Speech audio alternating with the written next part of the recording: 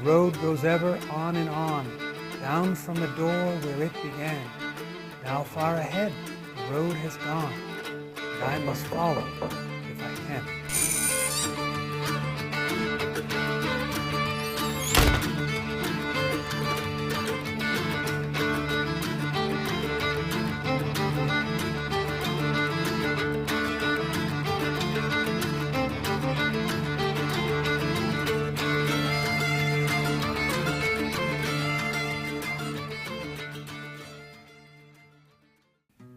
So why do we do these trips? What's the purpose? What's the goal? It's complex and multifaceted, but at the heart of it, we want to share the good news of the story of Jesus. And one of the ways we do that is by journeying through the lives and the writings of C.S. Lewis, J.R.R. Tolkien, and their friends and others like them. As we get to do this, we get to see how big God is. We get to see how amazing His creation is. We get to see how beautiful His church is. Worshiping with God's people in other places just reminds me how big the kingdom is. And it's part of what Tolkien talks about, recovering our right view of the world. And sometimes we're so immersed in the familiar, our paradigms, that we can't see clearly. And so going to England and worshiping in Nailsea or in Fivehead with our friends there, or even in Oxford when we go to churches there, we see with new eyes what it's like to be a part of the kingdom, the broader kingdom than what we have here.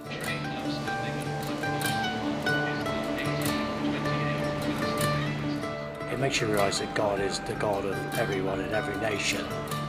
So it's good that people come from other countries. And I find it's a two-way blessing. You know, often people will say, well, thank you so much for hosting us. And yes, there is a pleasure in that, but also we get something from it. It's a two-way thing. There's a blessing. Kind of widens our horizons to different cultures, different ways of doing things. We went to Nailsea, England, and this was one of the coolest experiences of the trip. We got to stay with host families, so we were divided up and given a host family. One of the most important aspects of this particular trip is not necessarily on the sights that we see, it's the people. We learn, we grow together, and we become one family. And that's been a very important aspect of all the trips for me. Another key component to the trip and why we do this is for us to engage with works of art and media. We want to learn how to discern glimpses of the truth and beauty of God's Word and the gospel in them. And we want to learn how to use them for our worship, for our own personal encouragement, for worship as a body of Christ, and also for evangelism, using these works of art and media to share the gospel with those who are seeking the truth. It was just really interesting to see how you can play out your religion, your belief, into everyday life and really do something beautiful with it. In addition to journeying through the works of C.S. Lewis and J.R.R. Tolkien and engaging with art and media, we actively want to promote creativity among those people who travel with us. We want to encourage each other to develop the imaginations that God has given us. We want to take the creative gifts that He's given to each of you and give you a safe place and a supportive environment where you can bring those works to fruition. Kind of in the spirit of the Inklings of Oxford who have gone before us, we want to be in community with one another as God uses the creative gifts in all of us to bring more truth and beauty into the world. Before we travel, we always try to get together with the members of the team to build community with each other and to ask questions about the trip and just to get excited about going to a different place together. Let's go see what's going on for this trip.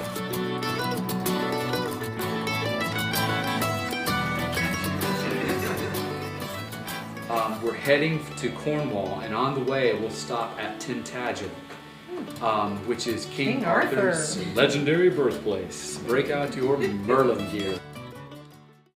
From what I can tell, Arthur was a real person. The Celtic core of the story, I think, is true. He was able to unite the tribes of the Celts, the Britons, and they were able to fight off the Romans because of his tactical genius. Why was he so significant? He's dying, and they take him on a ship to the Isle of Avalon, where he's going to try to find healing. But of course, Avalon is not seen by mortal eyes, and he disappears and no one ever knows. And of course the quote, is it T.H. White who had the quote in Latin, quondam rex futurus or something like that, the once and future king? I think that was the epitaph that was written about Arthur. He was king and he's coming again. And so there's almost this messianic hope put in Arthur. So when things were bad for the Saxons and the Britons back in those days, they would say, well, one day Arthur's going to come again and rescue us. There's a legend that, you know, Britain will not fully have peace until Arthur comes again. The themes of justice, of returning to bring healing to the land, all of those things are very, they're Christian truth, and whatever form they're in. All right, any quick comments or questions? Yeah. Okay, the myth word, you tossed out the myth word, that's very good. And the M word is something we're going to spend the whole trip talking about. I'm glad you used this in the context of Arthur, because most people would say he's a myth. And what they mean by that is what? When you say somebody's a myth, it's not true. Now, I think, and this is where Tolkien would go with this, that myth needs to be rehabilitated. That word has been, it's been brought down in our culture, in our language. We don't use it in the same way it originally was meant. It originally had to do with being a mystery or a story. And what Tolkien says at the end of the day, and this is what we're going to work on the whole trip, is that myths are, in their essence, inherently true, not false. Why did all these stories start to be told? Why did people embellish something if there wasn't something to embellish?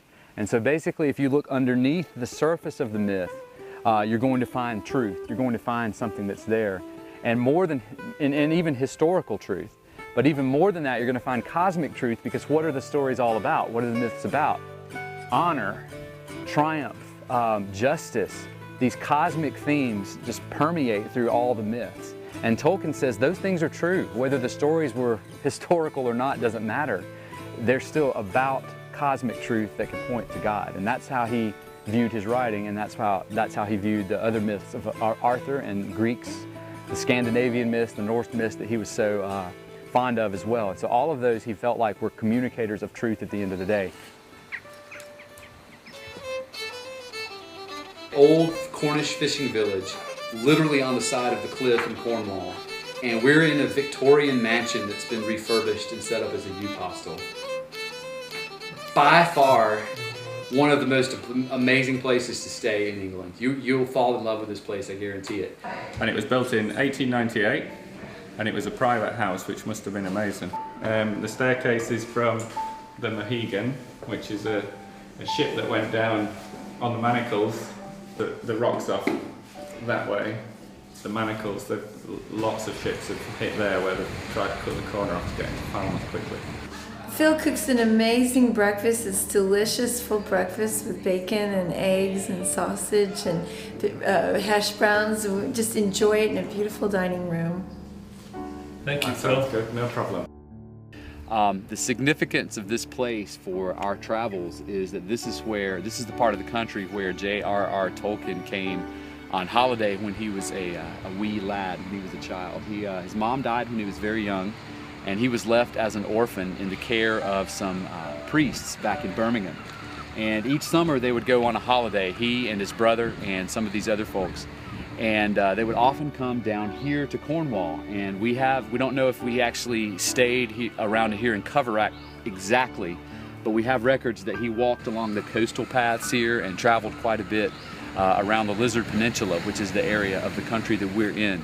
So these landscapes that you see around you would have been in Tolkien's heart and in his mind as he was growing up, and probably formed the backdrop for the creation of his earliest poetry and his mythology. And you can probably, as we explore more in this countryside over the next couple of days, you'll probably get glimpses of Middle Earth, and it's kind of fun to try to pick out which places these are and maybe some other stuff that influenced him as he went. But his mythology of the sea, which is very critical to all of his writings, his mythology of mountains and terrain, all of that stuff kind of comes into play from this area of the world. So this is where it all got started, if you will. And so we're going to explore quite a bit here, and that's why we're doing it.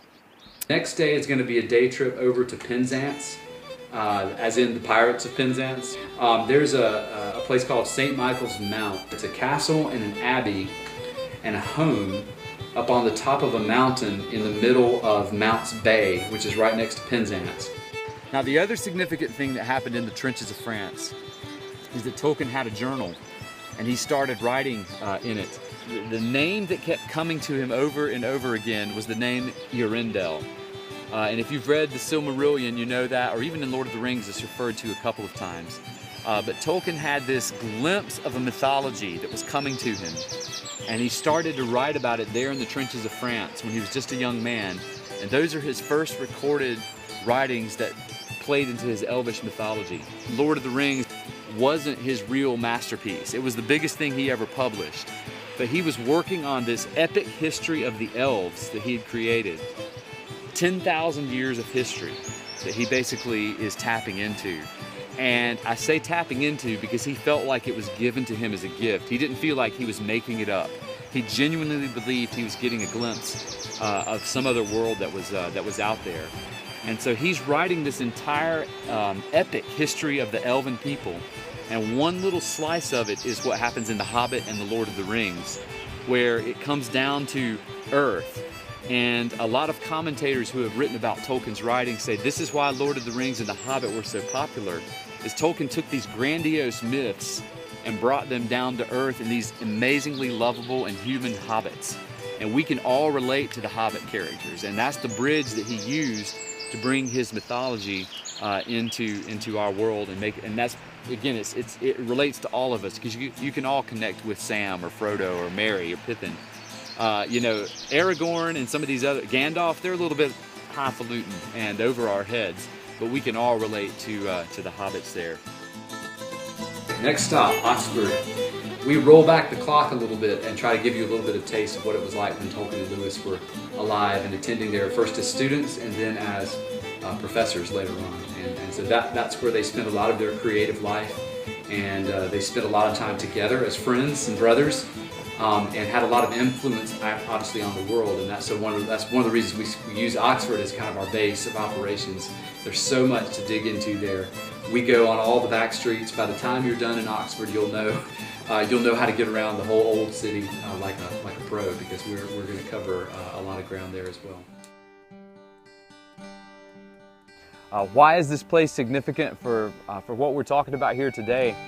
Many of the graves of J.R.R. Tolkien and C.S. Lewis's friends in the Inklings are in this cemetery behind us.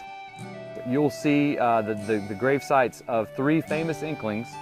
Charles Williams, the author that we just mentioned, the wacky, very vivid and brilliant poet and playwright and author. You'll also see the grave of Austin Farrer, who was a pastor and theologian. He's written several books about the church and that are still in print. He was one of the Inklings as well. And Hugo Dyson. Those were three of the core members of the Inklings, especially from 1939 to 1945 when Williams was alive. Just got out of a service here at Christ Church College, and wonderful time, great worship service. It really connects you to the history of Christianity throughout the ages. My favorite part about Oxford is the architecture.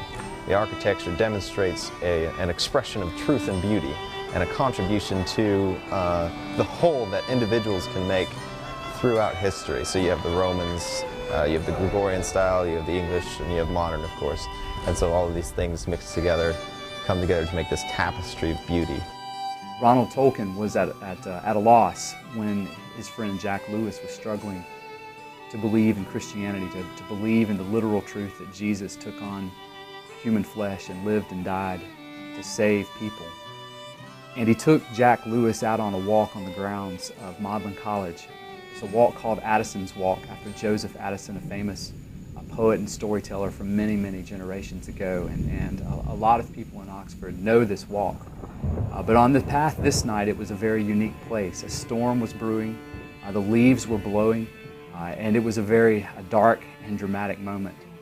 And as Lewis talked and shared his doubts with Ronald, the wind began to pick up, and Lewis was saying that he couldn't bring himself to believe in Christianity because it was all just a myth, just like these leaves. And Tolkien stopped, and almost on the spur of the moment, which is amazing for Tolkien because he usually spent years crafting anything he made, he wrote a poem, or declaimed a poem to Jack Lewis, comparing the trees and the leaves blowing there in the night with the truth of mythology, and especially the mythology of the gospel of Jesus. And it cut directly to Lewis's heart. And he spent that night wrestling with his friends in dialogue and in prayer, and not long after that became a committed believer and follower of Jesus Christ. The prologue is to one C.S. Lewis, who said that myths were lies and therefore worthless, even though breathed through silver. And it's headed Philomythus to Misonymous. And if you know Greek, that's lover of myths to hater of myths. You look at trees and label them just so, for trees are trees and growing is to grow. You walk the earth and tread with solemn pace, one of the many minor globes of space. One of the most poignant moments for me on our trips to England is when we're in Oxford. We take an afternoon and go over to the Kilns, which is where C.S. Lewis lived, and we visit there. And then we walk to Headington Quarry, to the church where he worshipped, a small Anglican church called Holy Trinity. We get to go in the church and walk around and see the spot where he sat and worshipped, and see a commemorative window of it's etched scenes from Narnia, and it's all lovely. But after that, we leave the church and walk across the graveyard to a fairly nondescript corner that's kind of remote and not flashy at all, and we find Lewis's gravestone, and it's long and flat and plain. And while we're there, we gather around and we open up the last book of the Chronicles of Narnia, the last battle, and we read the last chapter, in which the children realize that they are in Aslan's country, and they're heeding the call to go further up and further in. And as he spoke, he no longer looked to them like a lion. But the things that began to happen after that were so great and beautiful that I cannot write them. And for us, this is the end of all the stories, and we can most truly say that they lived happily ever after. But for them, it was only the beginning of the real story. All their life in this world and all their adventures in Narnia had only been the cover and the title page. Now at last they were beginning chapter 1 of the great story, which no one on earth has read, which goes on forever, in which every chapter is better than the one before. One of my favorite parts of the trip is taking new people with us and watching them experience for the first time some of the beautiful places that we go on this trip. The first place that we went to was Giant's Causeway, which was so incredible. I just remember getting off the bus because we had a long flight and then a long bus ride, which was beautiful. It was the coastline of Ireland, you know, with the cliffs and the sea, just absolutely gorgeous. And we got off at Giant's Causeway, which is octagonal shaped rocks kind of going into the sea. It's just breathtaking. And I remember getting off the bus and we were just like running down the road and into the water, and it was so great because we were finally there and we'd been looking forward to it for such a long time. And the colors were just breathtaking because, you know, you always think of Ireland with that bright emerald green grass, and it did not disappoint, let me tell you. And the rocks were really cool because they were mostly black, and then they would have these speckles of yellow, which is just beautiful to look at the patterns of it, and then this dark blue sea just crashing against it. And it was just, I will never forget getting off that bus and running down into the rocks. It was just wonderful. This journey is an opportunity to be able to take in the sights and the sounds and the smells, climb a mountain, go into the ocean, swim in the ocean, go into a castle, be where you're not used to being, and seeing what you're not used to seeing. Another interesting experience that we have in Northern Ireland is the hike up Slieve Donard. And this is, of course, challenged by choice.